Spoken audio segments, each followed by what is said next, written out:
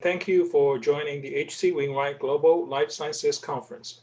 My name is Chen, and I'm an equity research analyst at HC Wainwright. Today, we have Mr. James Sapirstein, Chairman and CEO of Azeroth X Biopharma, join us for a fireside chat. Mr. Sapirstein, thank you for the participation. Thank you very much for having me. It's a pleasure. Yeah. Let's start with MS1819, Azeroth X recombinant lipase enzyme. I understand that the drug is currently being evaluated in a phase 2B option 2 trial for the treatment of exocrine pancreatic insufficiency in patients with cystic fibrosis, and also a combination trial with porcine pancreatic enzyme replacement therapy. Could you please provide an update on the status of both trials? Yes, it'd be my pleasure. So let's start with the option 2, which is the monotherapy trial. We are currently winding that down. We are almost fully enrolled, and we should have top-line data available in 3 weeks, so before the end of the first quarter. The combination trial, which you correctly stated, we add MS1819 to existing PERT therapy for those patients who have failed their therapy. That is also almost completed enrollment, and we are on target for the second quarter this year for publication of information on that. Got it.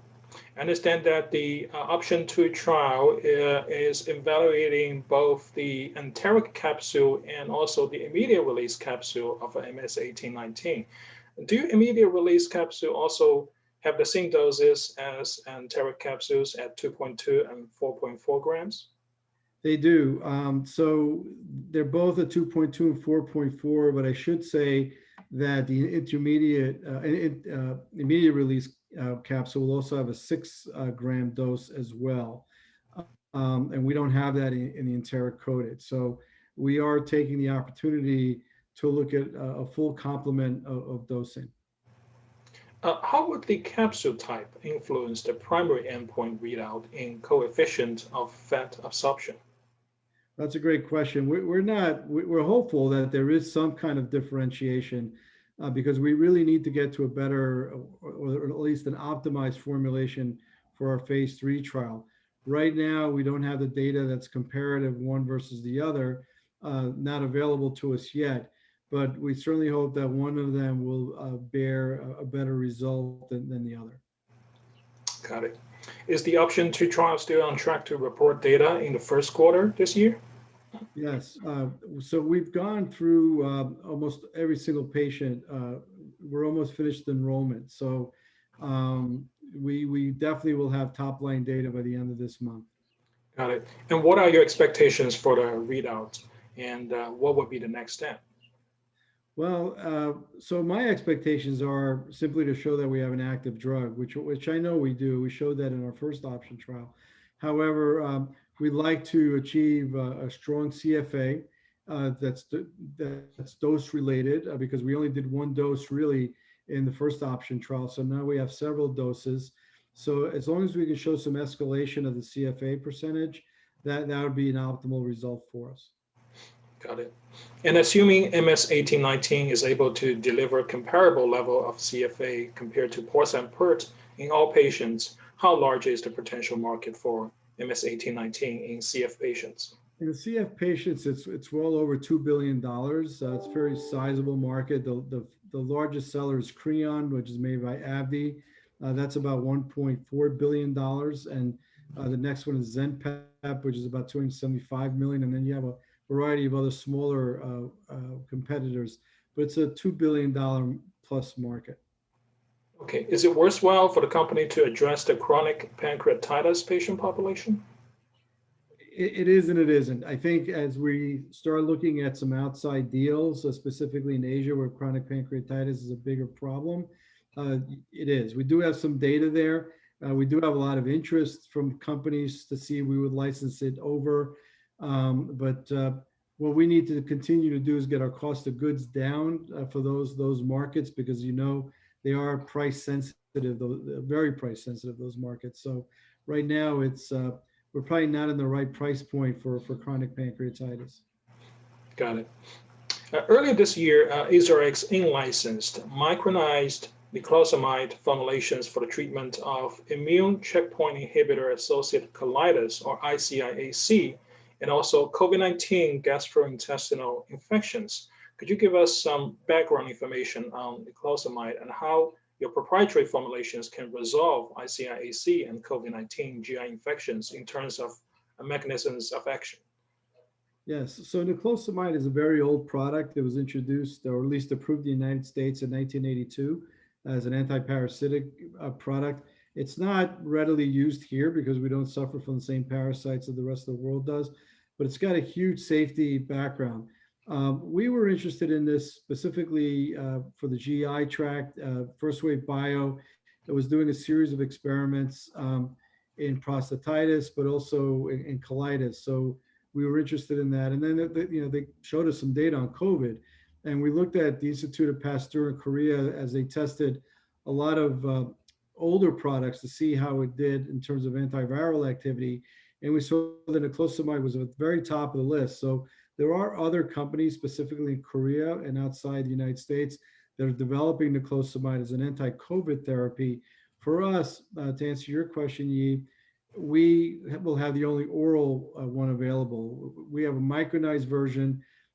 It's basically, it gives more coverage in the GI tract for a smaller amount of drug. So you don't have to give a lot of drug the way you have to do with the other products. And we can put it into a capsule or tablet form and give it 3 times a day. So it's non-systemic. It works well against COVID. We've seen that in the animal studies. The FDA is allowing us to go right into a phase 2 study. But then in checkpoint inhibitor colitis, where it seems to be a recurring problem, we have some very preliminary data on how it clears out checkpoint inhibitor diarrhea and colitis. Okay. So how many COVID-19 patients have GI infections and how are they treated currently? So we know in some studies that have been published, up to 48% of COVID patients have positive RNA, of COVID RNA in their stool. So we believe, and this is the premise that I looked at because I worked in HIV, and HIV hides in reservoirs. I believe that COVID also hides in some reservoirs in the human body. Hence, you have a lot of these folks are the long haulers who, even though they've had COVID, they tested positive for the antibodies on COVID, and then they resolved, they still have lingering issues with COVID. And a lot of those issues are GI issues. So we know that about 20% of those folks have diarrhea, and like I said, 48% have been tested in their stools that still have positive RNA. So what niclosamide will do is help clear the virus from the GI system, but also we're going to test it to see if we can't use it prophylactically. Okay, okay. So in your opinion, what would be the key differentiating factor of Azeroth X oral formulation of niclosamide? Well, the others are injectable, or there's other types of the suppositories and other ways to introduce it. Obviously, orals are always favorable over injectables. You're going, let's face it, lots of folks don't want to use masks or and other things in the United States. So or even take the vaccine. So having an oral medication that could be used as a preventative or as a treatment agent is going to be far more favorable for the U.S. public and also Western Europe. Yeah. So right now, when do you plan to start the clinical trial in COVID-19 patients? Well, What would be the primary endpoint? yeah, fingers crossed. We hope to start it by the end of March, if not first week of April. So we'll hopefully have an announcement around that. We do have the CRO in place that we're working with. Our clinical endpoints are going to look at stool samples, quite frankly, to make sure that the RNA has cleared. The study right now we're planning on finishing in early first quarter 2022, but we're hoping to finish a lot faster. It really depends how quickly we can enroll the trial. Right, right. Got it. So could you disclose at this time how many trial sites you would have for this trial? Well, we don't know exactly the trial sites, the number. I can tell you the range in patients will be between 90 and 120 patients is what we're looking at.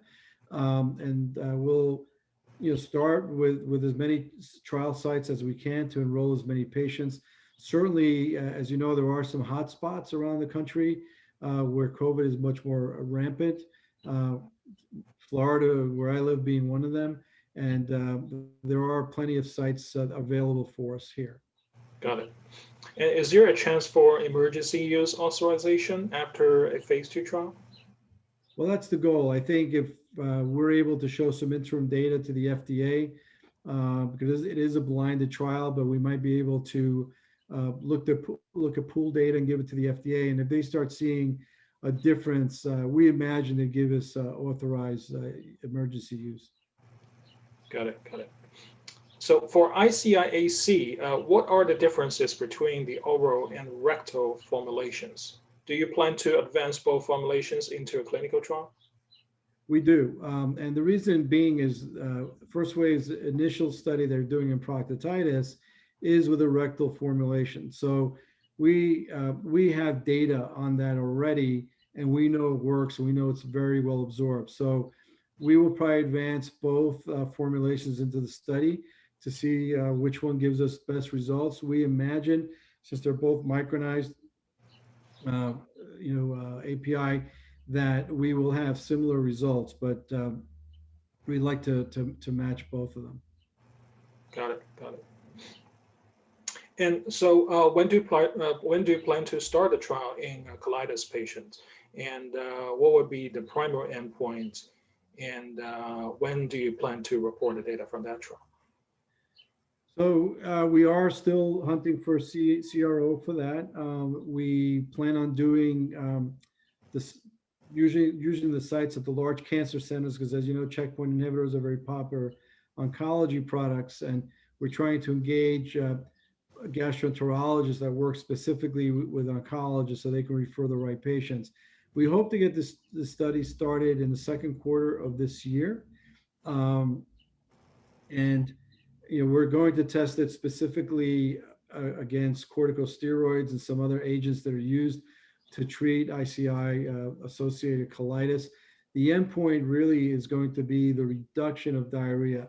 Anywhere from 17 to 20% of these patients have stage 1 or stage 2 diarrhea. And obviously we can lower that amount. That's our primary endpoint. Got it. Got it. Are there any drugs on the market right now being used to treat ICI-AC, and how large is the potential market for niclosamide?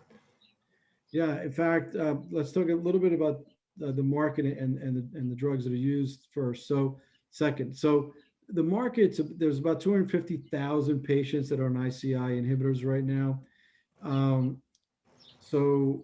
Or checkpoint inhibitors, I'm sorry. So that's going to increase. What we're seeing now is the current regimens, they're looking to combine it. So drugs like Opdivo, Yervoy are being combined, Keytruda being combined. So you're starting to see more flare-ups in diarrhea. So the market can be anywhere from 250,000, and if combination takes hold, to 375,000 patients in about 3 years. What's being used to treat the colitis is corticosteroids to just bring down the inflammation.